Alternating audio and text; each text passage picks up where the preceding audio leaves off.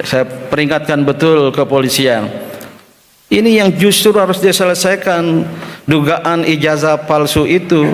Jangan kemudian menggugatnya yang justru digugat sambil diancam. Kalau ini terjadi, itu klop dengan Partai Umat, lawan kezaliman. Sebagaimana seorang Amin Rais di seputar 98 menjadi lokomotif reformasi. Beliau waktu itu membidik Presiden Soeharto. Sekarang membidik mantan atau menantu Presiden Soeharto, tapi masih dalam nada loyal kritis. Loyal kritis justru disarankan oleh beliau untuk melepaskan diri,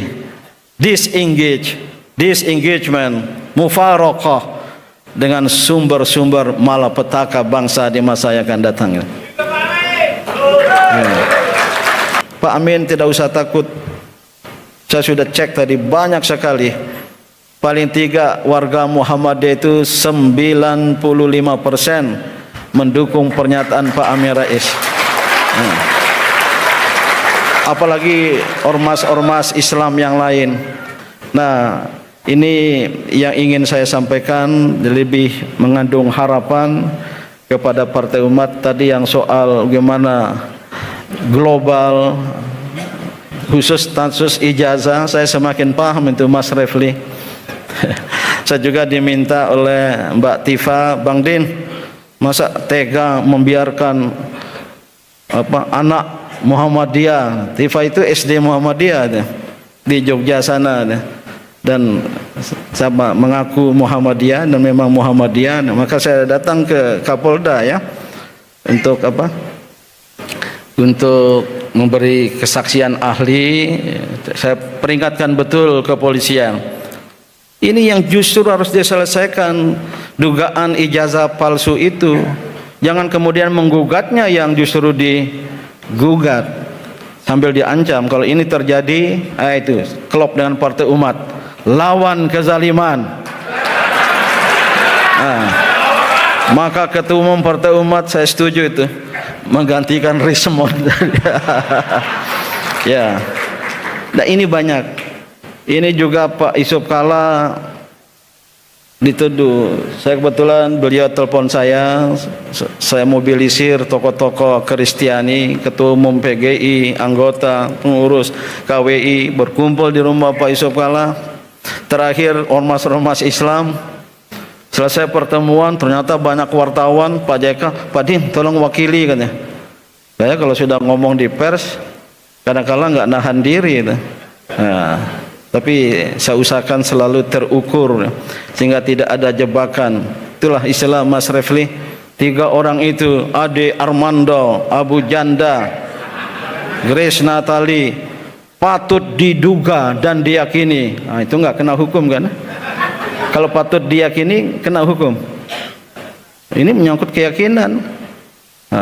Kan lebih dalam dari patut diduga. Patut diduga dan diyakini, bla bla bla.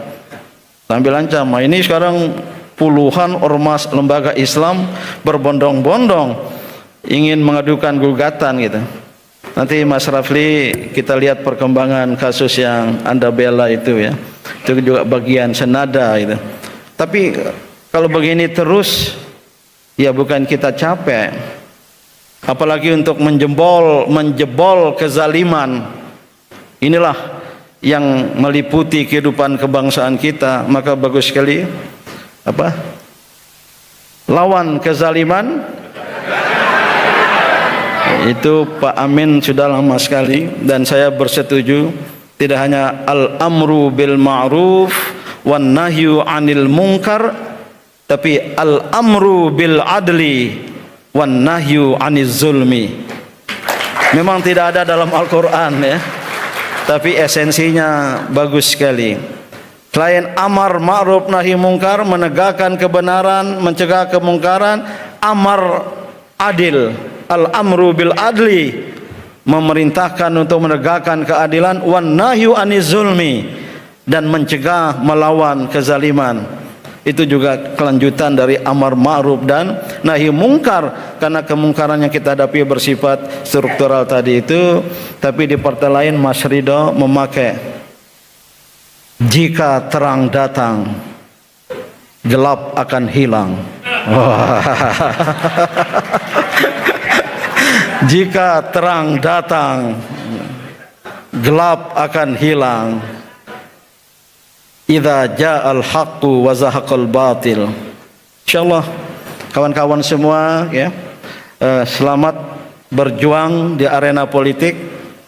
Nanti kita akan bertemu di tengah jalan, atau paling tidak kita akan bertemu di ujung jalan. Jalan perjuangan dengan cita-cita yang sama, izzul Islam wal muslimin, dan secara khusus mewujudkan Indonesia sesuai dengan cita-cita yang ada dalam pembukaan Undang-Undang Dasar 1945. Terima kasih, dan saya mohon maaf jika agak panjang ini saking bersemangatnya. Ya. Wabillahi taufiq wal hidayah.